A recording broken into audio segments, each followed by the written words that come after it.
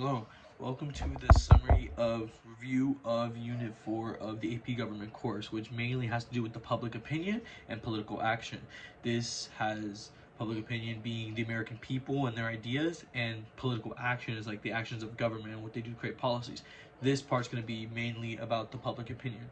Now, the public opinion itself can be defined as the distribution of the population's beliefs about politics and policy issues. So basically, the American people have a collective opinion, and that is what public opinion is. Obviously, it's in the name.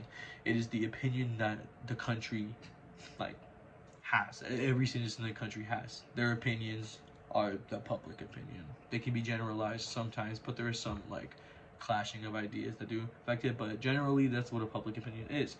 And the way the government tracks that is through something called the census. It is a valuable tool for understanding population changes, and it is required every 10 years by the Constitution so that the government can keep track of what the people want and how the people are in the population, which feeds into public opinion, obviously given. Now, for the American people's public opinion, some factors that could affect it is definitely immigration. Immigration is a pretty big thing in the country. Whether legally or illegally, there's going to be different races coming into this country. It is a nation of immigrants as defined. It pretty much is. Okay, 1 million legal immigrants per year, 500,000 illegal immigrants.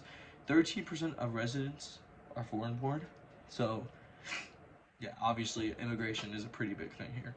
There's been 3 major waves of immigration throughout the lifespan of this country. For example, we have the Northwestern Europeans that came pre-19th century, the Southern and Eastern Europeans that kind of came late 19th century, early 20th century, and then we have probably the most prominent of our time, the Hispanic and Asian immigration situations that happened in the late 20th century and have gone into the early 21st century. Now, it's important to understand these ideas of immigration because there is something known in the public opinion as the American melting pot. This is basically what I was talking about before, the clashing of ideals, how everyone's cultures, ideas are basically having to be mixed together into one melting pot.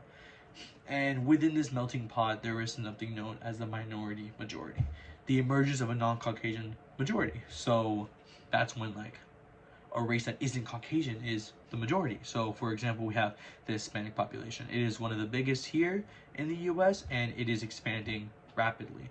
And eventually it's going to become the minority majority, in which it's probably going to surpass a non-Caucasian majority. Alright.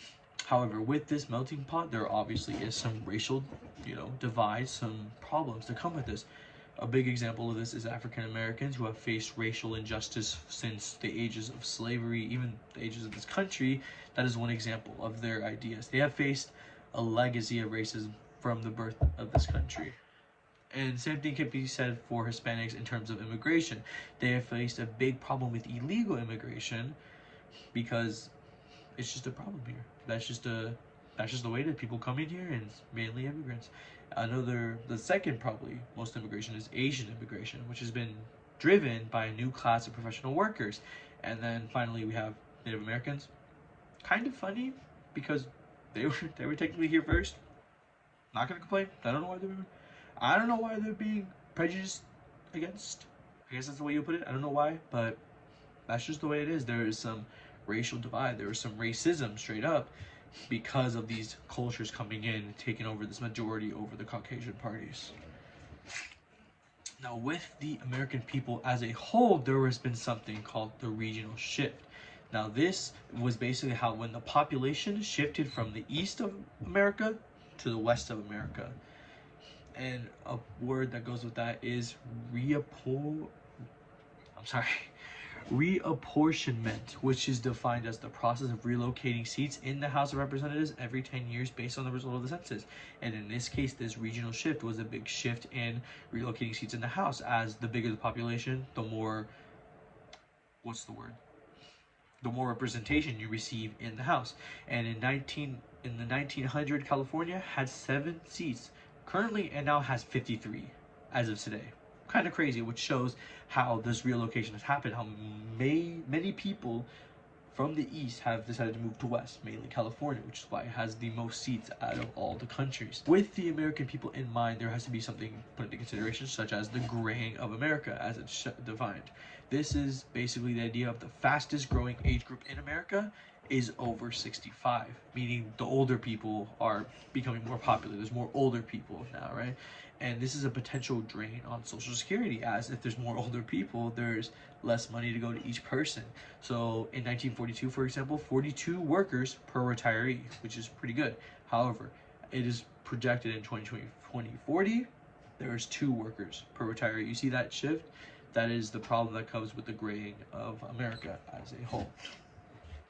Anyways, that is basically it for this first part. Next part will be basically political ideals and socialization. Peace out.